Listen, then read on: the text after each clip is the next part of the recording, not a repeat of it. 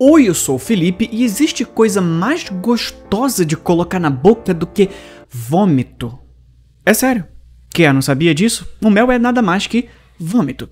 Não, na verdade é um pouco mais complexo que isso. Esse líquido espesso e dourado que as abelhas produzem a partir do néctar das flores pode ser uma delícia, mas você achou que elas faziam isso como? Uma fábrica sindicalizada? E calma que essa nem é a parte mais nojenta, que eu já vou explicar em detalhes, espera aí. Pior do que vômito de abelha é mel feito de corpo de gente. Confia em mim, dá pra ser pior. Apesar de ser conceitualmente estranho, não dá pra negar que o mel é um deleite pra nossa língua, mas não é apenas isso, é nutritivo também. Contém vitaminas, minerais e antioxidantes que são ótimos para a saúde, incentivos incríveis para que a gente arriscasse tomar um monte de ferroada e procurasse cada vez mais nos aproximar dos bichinhos. Mais do que produzir mel, as abelhas são extremamente importantes para o meio ambiente e para a agricultura. Elas polinizam as plantas, ajudando no crescimento de frutas, vegetais e flores. Sem as abelhas, muitos dos alimentos que a gente ama seriam muito mais difíceis de produzir, e alguns seriam até mesmo impossíveis. E a gente sabe disso tem tempo já. Os seres humanos colhem mel de abelhas selvagens há milhares de anos. Pinturas rupestres antigas na Espanha, que datam de cerca de 8.000 anos atrás, mostram pessoas coletando mel. Mas relaxa que a nossa preguiça sempre avança a tecnologia. E a domesticação das abelhas começou há mais de 4.000 anos no Egito Antigo. Os egípcios construíam colmeias simples de barro ou palha e as colocavam dentro das plantações para ajudar na polinização. Eles até desenvolveram métodos para colocar colmeias em barcos para viajar ao longo do rio Nilo, garantindo que suas plantações recebessem a atenção necessária das abelhas. Mas as técnicas de apicultura melhoraram com o tempo. No século XIX, Lorenzo Langstroth, um apicultor americano, inventou o conceito que conhecemos de colmeia moderna. Seu projeto incluía molduras removíveis, facilitando a inspeção das colmeias e a colheita do mel sem incomodar muito as abelhas. Mas tem uma parte importante desse processo que a gente precisa guardar para entender o vídeo. O material que a abelha usa para comer e vomitar nesse processo estranhíssimo vai interferir diretamente em que tipo de mel vai ser feito. Basicamente, quando uma abelha operária coleta o néctar, ela adiciona algumas enzimas, principalmente a invertase, que decompõe a sacarose em glicose e frutose. A abelha então engole o néctar para vomitar depois. O papo da abelha se conecta ao proventrículo, uma válvula ativa que filtra e remove o pólen do néctar, passando para o sistema digestivo. Durante a sua volta para a colmeia, a abelha operária regurgita o néctar parcialmente processado na boca de uma outra abelha que está esperando. Essa transferência repetida várias vezes e que poderia facilmente ser um roteiro da MFX, permite mais adição de enzimas e remoção de água em cada etapa. É nesse come e vomita repetidas vezes que o mel vai ganhando a sua textura espessa. Mas podia ser pior. Talvez não fosse vômito, fosse apenas cocô mesmo. Esse insetinho minúsculo é o pulgão e se alimenta de seiva. O problema é que a seiva é meio pobre em proteínas, algo que eles precisam muito para sobreviver. Só que a natureza sempre dá um jeito. À medida que eles extraem a seiva das árvores, o excesso, principalmente açúcar e água, é expelido pelo sistema digestivo. Curiosamente, durante os períodos de escassez de néctar, as abelhas recolhem essa excreção, conhecida como melada, e trazem de volta para suas colmeias. Alguns insetos, inclusive, cultivam pulgões numa espécie de pecuária da Shopee só para poder se alimentar da melada. Embora a ideia de consumir seiva que passou por um pulgão possa não ser atraente, o resultado de abelhas comendo e vomitando o cocô de outro inseto é um mel que é altamente valorizado em partes da Europa e da Nova Zelândia. O famoso Oak Honey, ou apenas mel de carvalho, é normalmente mais escuro e menos doce que o mel convencional e não cristaliza tão facilmente. De qualquer forma, aquilo que começou composto por cerca de 80% de água passa por mais um processo de secagem. As abelhas espalham o néctar concentrado por várias células, onde a evaporação continua até que o teor de água caia para baixo de 20%. Aliás, é por isso que vez ou outra você encontra notícias de que encontraram mel de milhares de anos atrás e que ele não estragou. Como o mel é uma solução com alta concentração de açúcares, ele interage com os micróbios, que são cheios de água, através de suas membranas, que são permeáveis para que eles possam interagir e se alimentar. A água dos micróbios passa toda para o mel, desidratando e matando qualquer bichinho microscópico que tente contaminar o alimento. Basicamente, dá para fazer mel de um monte de coisa, seja flores, seja cocô de outro bicho, ou seja de entorpecentes.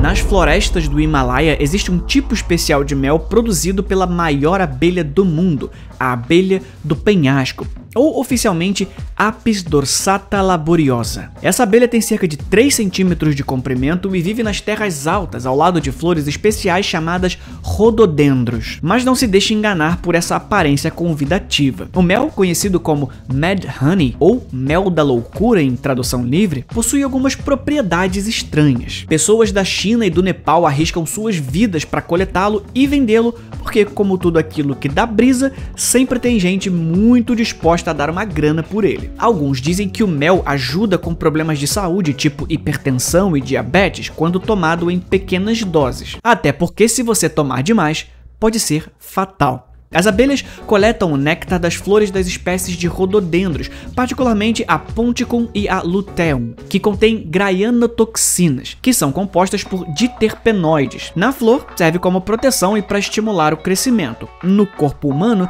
basicamente, interfere nos canais de sódio das células nervosas. Esses canais ajudam a controlar os sinais elétricos nos nervos. Cada canal possui 4 partes e cada parte possui 6 segmentos. A graianotoxina adere a um ponto específico desses canais que normalmente se abrem quando a célula nervosa atinge uma certa voltagem, deixando entrar íons de sódio, o que cria um sinal elétrico. Depois disso, os canais fecham rapidamente e são redefinidos para o próximo sinal, o que na prática significa que ela causa uma overdose de estímulos em células nervosas, causando pressão baixa, diminuição da frequência cardíaca, tonteira, fraqueza, visão turva, tremedeira, formigamento e desmaio. O que até explica por que é conhecido como o mel da loucura. Talvez você precise mesmo ser um pouco louco, não apenas para experimentar o mel do Nepal, mas para experimentar, por exemplo, o mel de carne humana.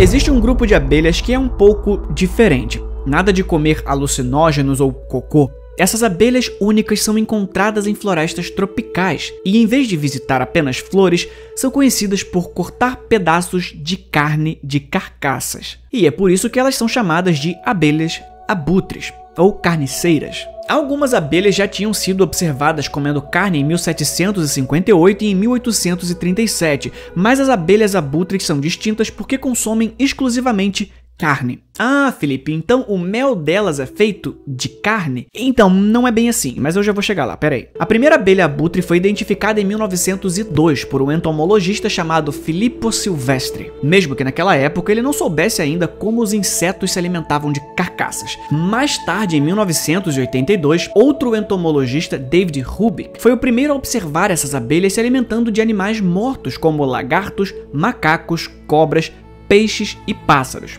Não tem tempo ruim. As abelhas abutres entram pelos olhos da carcaça e removem toda a carne em poucas horas. Elas então armazenam uma pasta de carne em suas colheitas para levar de volta para a colmeia. Uma vez lá, elas podem converter essa pasta em uma substância especial armazenada em potes de cera. Só que isso ainda não é mel. Elas ainda coletam néctar como as outras para sua produção. Alguns pesquisadores da Costa Rica analisaram o interior de uma abelha abutre para ver se tinha muita diferença de uma abelha normal por causa da sua dieta carnívora. E a análise mostrou que elas tinham muitas bactérias do tipo lactobacilo.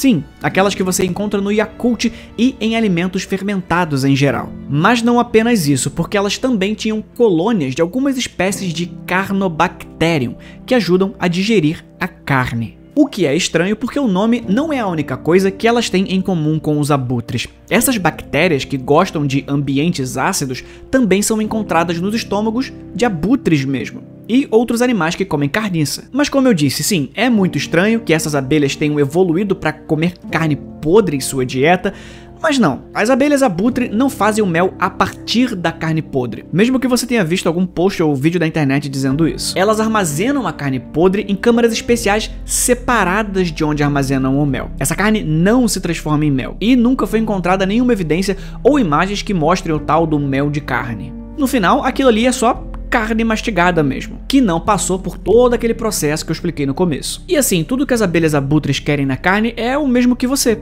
Proteínas, essenciais para sua sobrevivência. Alguns estudos até sugerem que as abelhas abutres podem pegar essas secreções ricas em proteína e misturar com o mel para criar uma nova pasta que agora vai ser uma mistura dos dois. Tudo pelos nutrientes. Meio nojento ainda assim, mas não é o mesmo que produzir mel a partir da carne. Se você quiser algo assim, você vai ter que apelar para o homem melificado.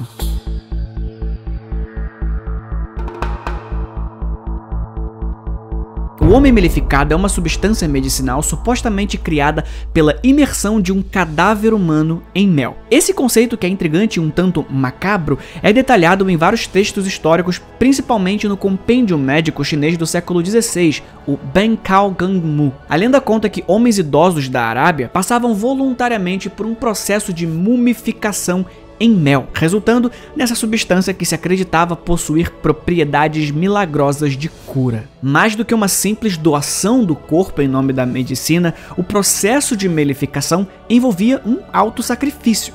Os homens idosos, percebendo que estavam próximos dos seus últimos dias, iniciavam o processo antes da morte. O preparo começava com o idoso consumindo apenas mel, eventualmente até tomando banho nele. Com o tempo, a dieta restrita fazia com que as fezes e o suor do doador consistissem inteiramente de mel, já que não haveria subproduto para o corpo colocar para fora. Essa dieta rigorosa, obviamente, acabava sendo fatal. Após a morte, o corpo do doador era colocado em um caixão de pedra cheio de mel. Essa mistura era deixada decantando tal qual um uísque caro, normalmente por cerca de um século, até que o corpo do homem e o mel se tornassem um só. E aí depois era só beber e receber o seu milagre. O historiador grego Heródoto registrou no século III a.C. que os assírios embalsamavam os seus mortos com mel. Um século depois, o corpo de Alexandre o Grande teria sido preservado em um sarcófago cheio de mel, mesmo que o seu lugar de descanso seja um mistério até hoje, que aliás daria um ótimo vídeo. Mas é no Ben Cao Gang Mu mesmo que encontramos um dos relatos mais detalhados do homem melificado. Na seção 52, intitulada Homem como Remédio, é descrito como os homens árabes idosos se submetiam voluntariamente a esse processo de melificação para salvar os outros de seu povo. Os historiadores Joseph Needham e Lu Kuei-jen sugeriram que essa história do homem melificado pode ter misturado práticas árabes com costumes chineses locais, o que acabou dando nessa lenda. Eles propuseram que Li Shizhen, o autor de Ben Cao Gang Mu, tinha confundido um conto árabe com uma tradição birmanesa de preservar os corpos de abades e altos monges em mel. E aí isso resultou numa mistura do conceito ocidental de uma droga medicinal feita de carne humana com um motivo budista de alto sacrifício em benefício dos outros. E até as palavras usadas nos dois idiomas pode ter ajudado a misturar as coisas. No Ben Cao Gang Mu, a mistura é chamada de miren, que se traduz como pessoa de mel. Emiziren, que significa pessoa manchada de mel, também era usado. Só que o termo chinês para múmia, munai, que compartilha suas raízes com palavras semelhantes em outras línguas, por exemplo, o árabe mumia e do persa mumai, podem ter se confundido. Esses próprios termos se originam da palavra mun, que significa cera.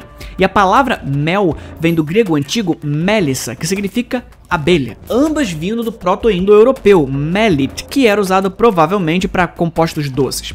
Origens diferentes, mas com fonemas parecidos. Só que o próprio Ben Cao Gang Mu já cita a prática com incerteza sobre a veracidade da história, indicando que mesmo as fontes originais já tratavam com algum ceticismo. No final das contas, a especulação continua sendo melhor do que a realidade. Pelo menos a gente pode se divertir um pouco. E você aí, comeria mel de cadáver? Ou mel de cocô? Ou então o mel da loucura? Qual dos tipos de vômito de abelha você acha mais bizarro? Deixa aqui nos comentários. Esse foi o vídeo de hoje. A gente se vê na próxima. Fui!